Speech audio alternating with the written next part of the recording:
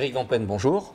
Bonjour. Vous êtes le directeur du pôle travail protégé adapté de l'AFPJR, qui est une association basée ici dans les Alpes-Maritimes, à Saint-Genès. Quelle est l'activité que vous déployez, notamment vers les industriels? Alors, l'association AFPJR, Association de formation et de promotion des jeunes et adultes en recherche et insertion, est une association qui a plus de 50 ans, qui dirige 18 établissements et services, qui accueille et accompagne 700 personnes en situation de handicap, avec 400 salariés.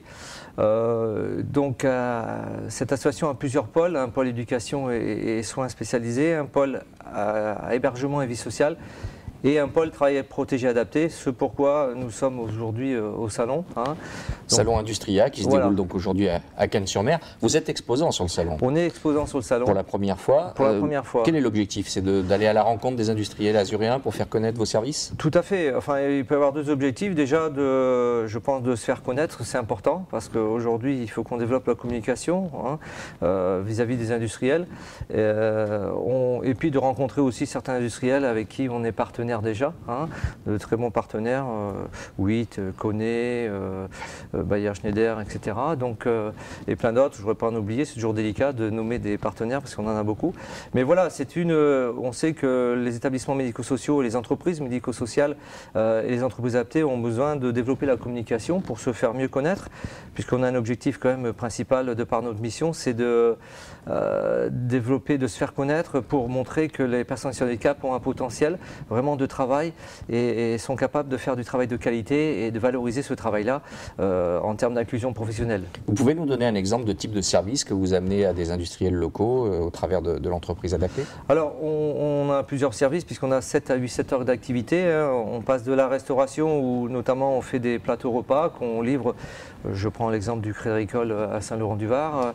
On a des entreprises d'espace vert avec qui on travaille avec beaucoup d'entreprises, Bayer, Schneider, etc. On a des activités aussi de blanchisserie semi-industrielle avec qui aussi on développe des partenariats avec les entreprises. On a l'entretien des locaux aussi, on est dans l'hygiène et propreté où on a des partenariats avec notamment WIT, Kone depuis de nombreuses années. Entre autres, voilà, on fait aussi comment dirais-je, on travaille aussi dans la valorisation des déchets industriels, on fait de la collecte de papier et broyage confidentiel pour des banques notamment, la BP Med par exemple, qui est un bon partenaire aussi pour l'AFPJR. Voilà, donc on a X secteurs d'activité et l'objectif aussi de ce salon, c'est de montrer qu'on est capable de travailler sur les X secteurs d'activité, mais aussi de travailler avec de la qualité et vraiment comme de vrais professionnels, puisque j'insiste, notre mission c'est de faire valoir et promouvoir l'insertion des personnes en situation de handicap. Et à travers ça, c'est de montrer qu'ils sont en pleine capacité de travailler comme, on va dire, quelqu'un de normal entre guillemets, sans différence et avec une réelle capacité professionnelle. Combien de personnes aujourd'hui au sein de l'association? Alors, on accompagne 700 personnes en situation de handicap. Sur le département? Sur le département. Et sur le pôle travail projet adapté, on accompagne 380 personnes en situation de handicap sur les différentes activités économiques. Donc voilà, on est une association loi 1901, donc à but non lucratif. Donc vraiment, on a un objectif, même s'il faut que nos entreprises vivent, et à partir de là, il faut faire du chiffre d'affaires.